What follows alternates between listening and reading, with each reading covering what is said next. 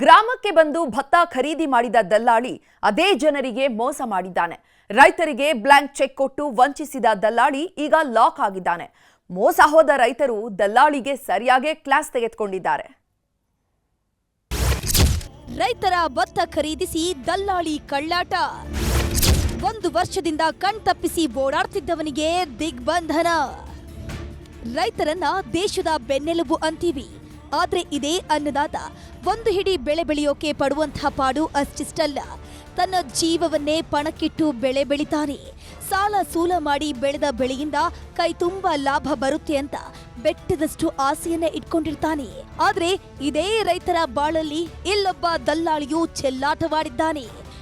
ಮಿರಾ ಮಿಂಚೋ ಬಂಗಾರದ ಉಂಗುರ ಹಾಕೊಂಡು 8 ಆಣೆಯ ಶೋ ಆಫ್ ಕೊಟ್ಟು ಲಕ್ಷ ಟೋಪಿ ಹಾಕಿದ್ದಾನೆ. ಇವರೆಲ್ಲ ಕೊಪ್ಪಳ ಜಿಲ್ಲೆಯ ಬಠರ ನರಸಾಪುರ ಗ್ರಾಮದ ಸುತ್ತಮುತ್ತಲಿನ ರೈತರು.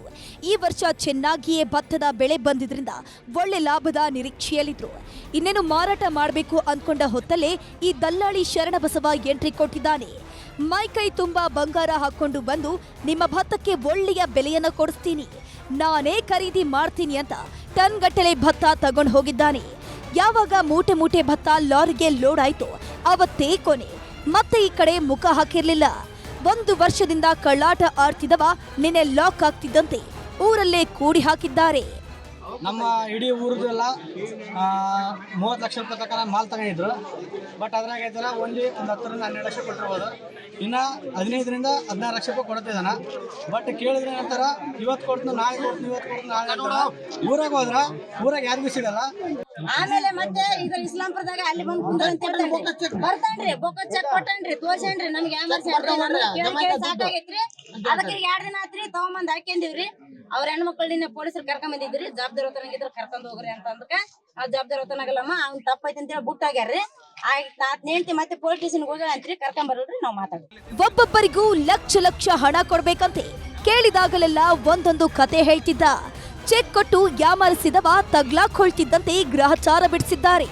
ಯಾವಾಗ ಊರಲ್ಲಿ ಲಾಕ್ ಮಾಡಿದ್ರು ನನ್ನ ಆಸ್ತಿಯನ್ನಾದ್ರೂ ಮಾರಿ ನಿಮ್ಮ ಹಣವನ್ನ ಕೊಡ್ತೀನಿ ಅಂತ ಮೊಸಳೆ ಕಣ್ಣೀರು ಸುರಿಸಿದ್ದಾನೆ.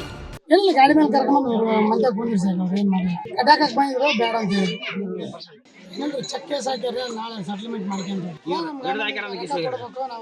ನಾವು ಕೊಡೋದೈತ್ರಿ ಅವ್ರಿಗೆ, ಕರೆದು ಹೇಳ್ರಿ ಏನಾದ್ರು ಬೆರ್ಸನ್ ಇದು ಮಾಡ್ಕೊಂಡು ಅಂತ ಹೇಳ್ಯಾರ.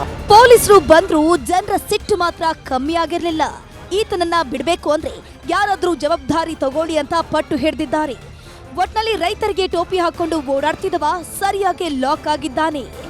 ಶರಣಪ್ಪ ಬಾಚಲಾಪುರ, ನ್ಯೂಸ್ 18 ಕೊಪ್ಪಳ.